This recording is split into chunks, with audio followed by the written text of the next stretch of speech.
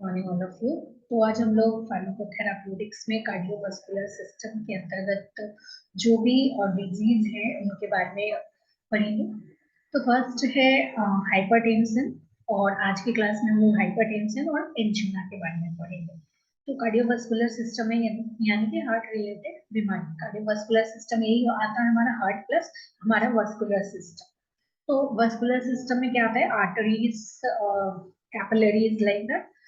तो हार्ट या आर्टरी से रिलेटेड बीमारियों के बारे में हम लोग पढ़ेंगे। तो सबसे पहले हाइपरटेंशन। तो कंडीशंस ये बहुत ही कॉमनली है कि व्हाट इज हाइपरटेंशन। अब लोग बेसिकली जानते होंगे क्या है हाइपरटेंशन। मोस्टली क्या होता है कि एक ऐसा कंडीशन जिसमें ब्लड का फ्लो आर्टरीज में बहुत तेजी के साथ हो जाता है। नॉर्मली बहुत नॉर्मल है, एक हमारा सिस्टोलिक और डायस्टोलिक दिया जाता है। लेकिन अब हाइपरटेंशन में क्या होता है कि बहुत तेजी के साथ प्रेशर के साथ ब्लड जाता है। अब ये ब्लड प्रेशर इतना तेज क्यों होगा? हाइपरटेंसिव आर्टरीज के कारण हो सकता है नहीं। तो हमारा सिस्टोलिक और डायस्टोलिक यहाँ पे दिया गया है। नॉर्मल ब्लड प्रेशर, जो ब्लड का जाने का गति है, वो जनरली हमारा सिस्टोलिक में 120 और 80 होना चाहिए। इंटरनेशनल सोसाइटी ऑफ हाइपरटेंशन 220 का ये गाइडलाइंस है, नया गाइडलाइंस है। तो नॉर्मली जनरली 120/80 हम लोग कहते हैं। हाई ब्लड प्रेशर कब हम बोलते हैं? हाई नॉर्मल ब्लड प्रेशर जब 130 टू 139 से, अगर डायस्टोलिक 85 टू 89 रहे। हाइपरटेंशन का केसेस कब होगा? जब हमारा सिस्टोलिक 140 से अबव जाएगा, और ये और ज्यादा फैटल हो जाएगा कब? जब ये 160 के से अबव जाएगा। ठीक है, ये तो चलिए बीपी मापने से हम पता चलते हैं। तो बेसिकली ये होता क्यों है?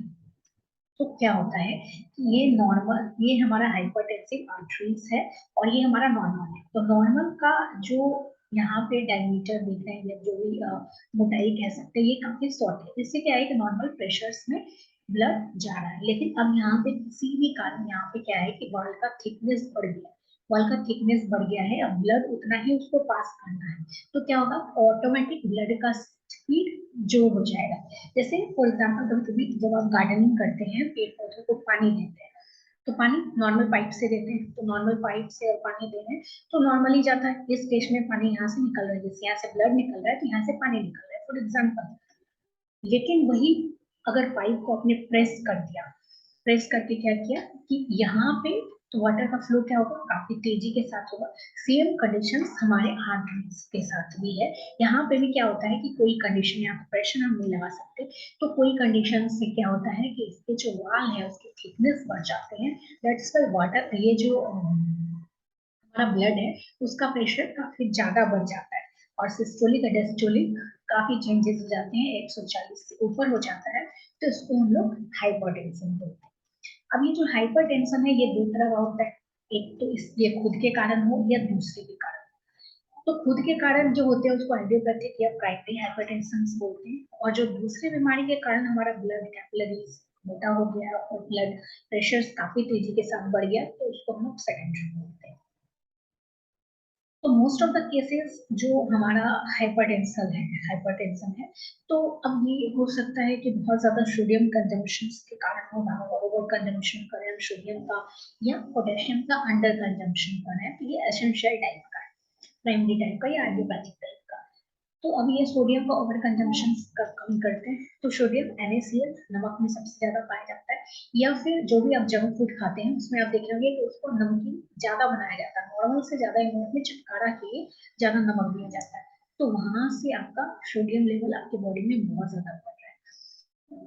उसके बाद पोटेशियम उस मात्रा में नहीं ले रहे हैं, तो वहां पे हमारा गड़बड़ हो रहा है। तो उस कारण एसेंशियल होता है। और सेकेंडरी जो है वो हो सकता है कोई दूसरे बीमारी के कारण हो गया हो, क्रॉनिक किडनी डिजीज के कारण हो गया हो, एओर्टा या किडनी आर्टरीज का निर्वहन के कारण हो गया हो, या कोलेस्ट्रॉल बढ़ गया हो, कार्टिसोल बढ़ गया हो, कैथेकोलामाइन्स बढ़ गया हो, लाइक दैट। मतलब वो सेकेंडरी पर्पसेस के कारण होगा, दूसरे एक बीमारी के कारण आपका हाइपरटेंशन होगा। और एक होता है परसिस्टेंट हाइपरटेंशन, जो हमेशा से चलते आ रहा है। अब ये क्यों आएगा? कोई और बीमारी के कारण हो सकता है, different type coronary artery disease के कारण, स्ट्रोक के कारण, या डिफरेंट टाइप ऑफ कोई भी coronary cardiovascular type of disease के कारण। अब एथियोपैथोजेनेसिस के बारे में पढ़ना है।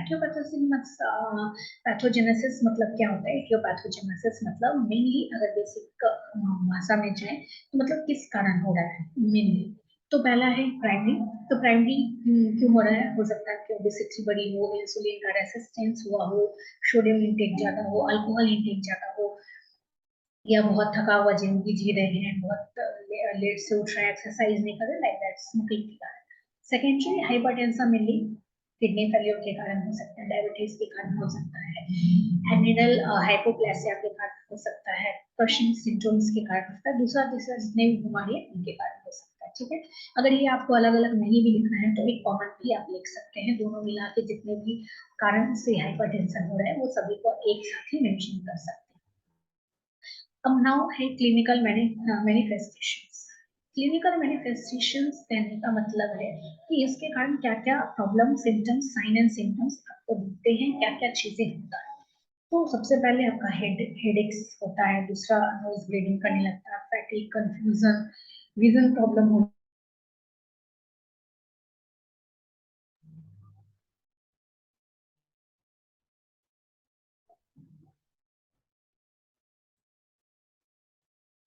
ओके, तो क्लिनिकल मैनिफेस्टेशंस हम लोग पढ़े थे। तो क्लिनिकल मैनिफेस्टेशंस क्या है कि मेनली वही जो साइन एंड सिम्टम्स किसी बीमारी के कारण आपको देखते हैं, that is called clinical manifestations. तो इसमें हेडेक है, नोज ब्लीडिंग हो सकता है। जनरली क्या होता है कि सभी में अलग अलग रहते हैं, जरूरी नहीं कि हाइपरटेंशन हुआ है तो सभी का नोज ब्लीडिंग ही करेगा, या हार्ट बीट इरेगुलर, नॉर्मली ये तो सभी में होता है, ब्लड आने लग जाएगा, ये कुछ एक सिम्टम्स है जो सभी में कॉमनली नहीं दिखते, किसी में दिखते, बट जो कॉमनली दिखते वो इरेगुलर हार्ट बीट, हमेशा जोड़ने की 140 ही हो सकता है, कभी और कम हो गया, और चेस्ट पेन होने लग जाता है, ब्रेथिंग प्रॉब्लम्स होने लग जाता है, ये सब सिमिलर कॉमन सिम्टम्स है जो सभी में होता है। ओके, तो ये सिम्टम्स आपको याद करने पड़ेंगे। अब यहाँ पे आपको दो चीज पूछा है कि non pharmacological management and pharmacological management. तो नॉन फार्माकोलॉजिकल मैनेजमेंट के अंतर्गत मेनली क्या आता है, जहाँ फार्मेसी का यूज नहीं हुआ हो, जहाँ ड्रग्स का यूज नहीं हुआ हो। तो अब विदाउट ड्रग्स कैसे हम ठीक कर सकते हैं? तो हेल्दी लाइफ जी के।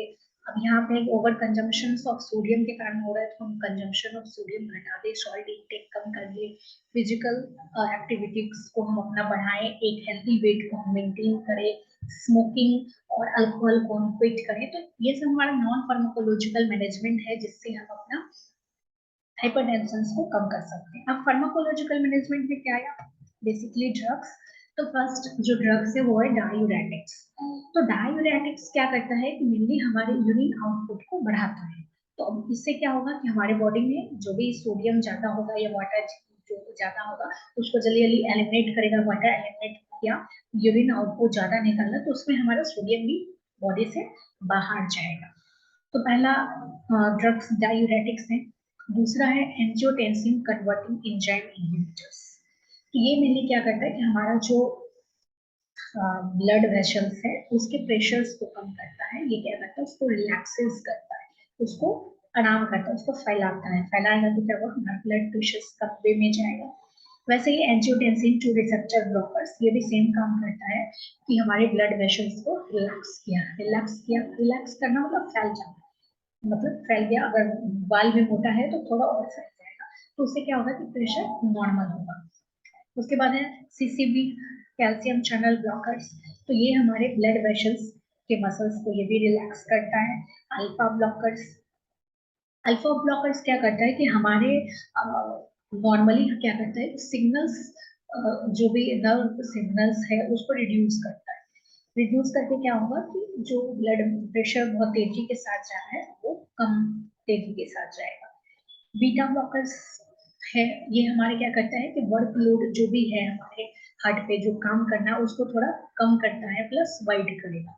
तो बेसिकली जो भी यहाँ पे हम देख रहे हैं वो क्या कर रहा है कि हमारा जो आर्टरीज है उसको वाइड कर रहा है, क्योंकि यहाँ पे बीमारी इसलिए है कि वाल जो है वो काफी थिक हो गया है, थिक के कारण प्रेशर तेजी के साथ बढ़ रहा है, बहुत तेजी के साथ हमारा ब्लड निकल रहा है।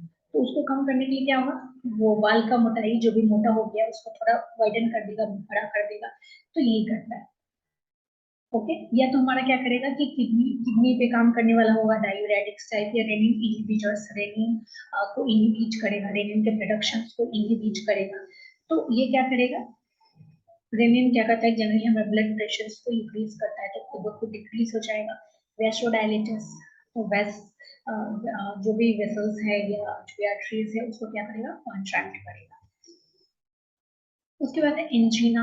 तो एंजीना क्या है कि एक मेडिकल टर्म है एंजीना पैक्टोरिस। इसमें क्या होता है कि चेस्ट में पेन होने लग जाता है, डिस्कम्फर्ट होने लग जाता है, कोई भी कोरोनरी हार्ट डिसीज के कारण हो सकता है। तो बेसिकली ये कब होता है कि जब हमको ऑक्सीजन मिलना बंद हो जाए, जब हमारे हार्ट मसल्स को जनरली उतना ज्यादा ब्लड नहीं मिल पाता है या ऑक्सीजन नहीं मिल पाता है, तो एंजीना होता है, दर्द महसूस होता है हमको थोड़ा। तो एंजीना दो तीन तरह का होता है, ठीक है, एक स्टेबल, एक नॉन स्टेबल। तो स्टेबल जो होता है वो सबसे कॉमन फॉर्म का होता है। ये जनरली क्या होता है कि एक्टिविटी हम कुछ करते हैं तो हो जाता है अचानक से। मान लीजिए अचानक से आप क्या बोलते हैं, पहाड़ पे चढ़ रहे हैं, तो अचानक आपको फील होगा कि कुछ हो रहा है, दर्द सा महसूस हो रहा है, क्योंकि अचानक से इतना एयर आपको नहीं मिल पाता, ऑक्सीजन नहीं मिल पाता या उतना ब्लड पंप नहीं हो पाता, दैट्स व्हाई। तो ये जो स्टेबल है ये उतना खतरनाक नहीं है, जैसे थोड़ा देर रेस्ट करेंगे ये ऑटोमेटिकली ठीक हो जाएगा। और ये काफी कम समय के लिए होता है, 5 मिनट के लिए होगा, जैसे आराम के वो भारी काम खत्म किए ठीक हो गया। दूसरा अनस्टेबल एंजीना है, ये मेडिकल इमरजेंसी, ये अनप्रिडिक्टेबल है, कभी भी हो सकता है, आप अगर रेस्ट में है उस वक्त भी हो सकता है। तो ये जो इस टाइप के जो एंजीना है ये काफी टाइम टेकिंग हो सकते हैं, 20 मिनट हो सकता है या उससे ज्यादा हो सकता है। तो ये जनरली रेस्ट से नहीं जाता है। जैसे स्टेबल एंजीना है कि रेस्ट कीजिएगा तो आपका जो भी ऑक्सीजन जाने का है या ब्लड जाने का है, पंपिंग का है, वो नॉर्मल हो जाता है तो ठीक हो जाएगा। बट अनस्टेबल ठीक नहीं होगा, इसके लिए आपको क्या होगा, इम्प्रूव नहीं होता है तो आपको इमरजेंसी ट्रीटमेंट के लिए जाना पड़ेगा। एक होता है वेरिएंट एंजीना। तो ये वेरिएंट एंजीना जनरली क्या होता है कि हमारे हार्ट आर्टरीज में क्या होता है कि स्पाज्म हो जाता है, और हम लोग हाथ गर्दन में हाथ में स्पाज्म ऐठन होने लग जाता है। तो ये हमारे आर्टरीज में ऐठन हो जाता है, जिससे क्या होता है कि टेम्पररी कुछ देर के लिए ब्लड फ्लो रुक जाता है। तो ब्लड फ्लो जैसे रुका तो क्या होगा, ऑक्सीजन की कमी हो गया, सीवियर चेस्ट पेन हो गया, तो इसी को हम लोग बोलते हैं वेरिएंट एंजीना। ओके, तो अब इसका सिम्टम्स क्या क्या है। तो पहले तो हमको पेन होगा। अब ये पेन जरूरी नहीं कि सिर्फ हमारे हार्ट में ही हो सकता है, ये पेन रेडिएट करके हमारे आर्म्स शोल्डर से होते हुए जाओ, नेक, बैक, ये सब में पहुंच जाए। कभी कभी हम क्या होता है कि एंजीना को गलत फहमी के तौर पे देख लेते हैं, गैस गैस बोलते हैं उनको, गैस हो गया है लाइक दैट। तो सिम्टम्स वो भी वही है, लेकिन ये क्या करता है कि हार्ट से रेडिएट होकर निकलता है। उसके बाद हमारा ब्रीथिंग का शॉर्टनेस हो जाता है, हमको वीकनेस लगने लग जाता है, हमको फेंट होने लग जाते हैं लाइक दैट। अब नॉन फार्माकोलॉजिकल मैनेजमेंट कैसे करेंगे, तो स्मोक नहीं करें, अल्कोहल नहीं लें, हेल्दी डाइट्स करें, अपना एक्सरसाइज डेली करें, हेल्दी वेट को मेंटेन करें। तो ये सभी में रहेंगे, जितने भी सीरियस वाले डिसऑर्डर्स हम पढ़ेंगे नॉन फार्माकोलॉजिकल मैनेजमेंट सभी में लगभग सेम है। फार्माकोलॉजिकल मैनेजमेंट क्या है, तो इसमें हम लोग नाइट्रोग्लिसरेट लेते हैं या नाइट्रोग्लिसरीन लेते हैं। तो ये एंजीना को ठीक करता है, ये भी हमारे ब्लड वेसल्स को क्या करता है, वाइट करता है, रिलैक्सेस करता है। तो ये हम लोग सब लिंगल लेते हैं, जीभ के नीचे रखते हैं। दूसरा है एस्प्रिन। तो एस्प्रिन क्या करता है कि ब्लड क्लॉटिंग को रोकता है, जिस कारण ब्लड इजिली फ्लो कर सके। उसके बाद क्लॉट प्रिवेंटिंग ड्रग्स, क्लॉट को खत्म करेगा तो ब्लड इजिली विदाउट क्लॉट जाएगा, तो जल्दी से तेजी के साथ पहुंचेगा, तो ऑक्सीजन का कमी नहीं रहेगा। बीटा ब्लॉकर्स, तो बीटा ब्लॉकर्स को क्या हो गया कि हार्ट को धीरे धीरे बीपी कम करता है, मतलब धीरे धीरे उसको बीट करने के लिए करता है। इससे क्या होता है कि लेस फोर्स के साथ काम करता है, तो बीपी कम रहता है, ब्लड प्रेशर कम रहता है। तो इसमें क्या होता है कि पेन होने की संभावनाएं कम रहती है। स्टैटिन हमारा क्या करता है, कोलेस्ट्रॉल को रिड्यूस करता है। और कोलेस्ट्रॉल क्या है कि अगर कोलेस्ट्रॉल आपके बॉडी में बढ़ गया तो वो कोई भी हार्ट डिजीज का एक फैक्टर हो सकता है। कैल्शियम चैनल ब्लॉकर है, उसके बाद अगर नहीं भी सुधरा तो हम एंजियोप्लास्टी कराते हैं। एंजियोप्लास्टी में ऑपरेशन होता है जिसमें हम लोग स्मॉल बलून्स इंसर्ट करते हैं नैरो आर्टरीज में, उसके बाद वहां पे जाके ब्लड को फुलाते हैं। उससे क्या होता है कि आर्टरीज फूलता है। तो आर्टरीज को ही फुलाना, उसको वाइडन करना है। ये ओपन हार्ट सर्जरी करते हैं या क्या बोलते हैं, बाईपास आर्टरी सर्जरी करते हैं। इसमें क्या करते हैं, कोई भी में हम कोई भी आर्टरी लेके वहां से जो ब्लॉक आर्टरी है या वेन है वहां से हम उसको बाईपास कराते हैं। ओके, तो आज हम लोग यहीं तक पढ़ेंगे। नेक्स्ट हमारा मायोकार्डियल इंफ्रेक्शन, हाइपरलिपिडेमिया और कंजेस्टिव हार्ट फेल्यूर बचा है, जो हम लोग नेक्स्ट